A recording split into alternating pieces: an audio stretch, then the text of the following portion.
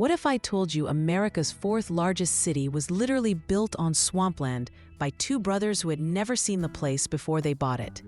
And that their outrageous marketing campaign was so bold, it would make modern real estate agents blush. Stick around because the story of how Houston went from muddy and disagreeable mosquito-infested bayou to Space City will show you the power of pure audacious ambition. August 30th, 1836. Two brothers from New York, Augustus and John Allen, are standing knee-deep in Texas swampland, swatting mosquitoes and making what might be the most audacious real estate bet in American history. These guys aren't your typical city founders. Augustus was a math professor, and John started working as a hotel bellboy at the age of 7. But they've just spent $5,000, money borrowed from Augustus's wife Charlotte, to buy 6,600 acres of what one visitor described as one of the muddiest and most disagreeable places on Earth. Here's where it gets incredible. Just 5 days after buying this swampy wilderness, they placed advertisements in newspapers from New York to New Orleans with the most hilariously optimistic descriptions you've ever heard. They called Houston the future great interior commercial emporium of Texas, claiming it was handsome and beautifully elevated, salubrious, and well-watered. They promised that nature appears to have designated this place for the future seat of government.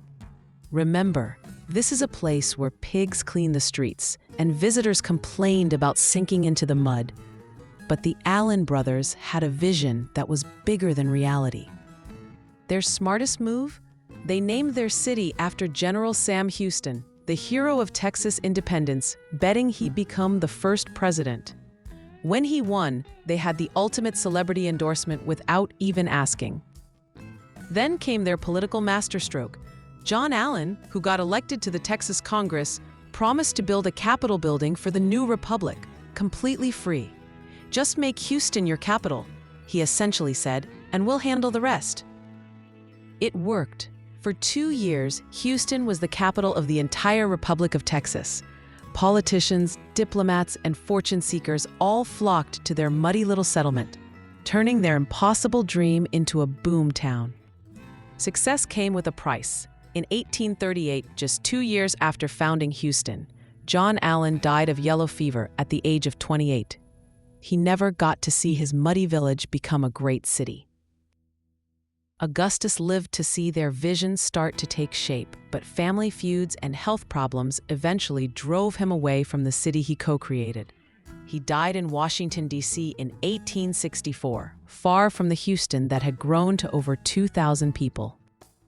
Today, Houston is home to over 2.3 million people, making it the fourth largest city in America and the heart of a metro area with 7.4 million residents.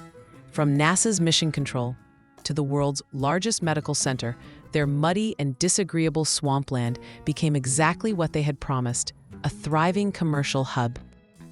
Every time you hear Houston, we have a problem from space, or see news about the energy industry, remember two brothers who looked at a mosquito-infested swamp and saw a great city. Sometimes the biggest dreams require the most outrageous confidence. What impossible dream are you talking yourself out of right now because it seems too big or too crazy? Share your own swampland to city ambition in the comments below. Don't miss our next incredible story about visionaries who saw potential where others saw problems. The History Sparks community loves discovering how ordinary people with extraordinary confidence change the world through pure audacity and innovative marketing. Hit that subscribe button and join thousands of dreamers who understand that today's impossible ideas become tomorrow's incredible realities. Trust me, once you see how many great cities, companies, and innovations started as crazy ideas, you'll never underestimate the power of thinking bigger than your circumstances.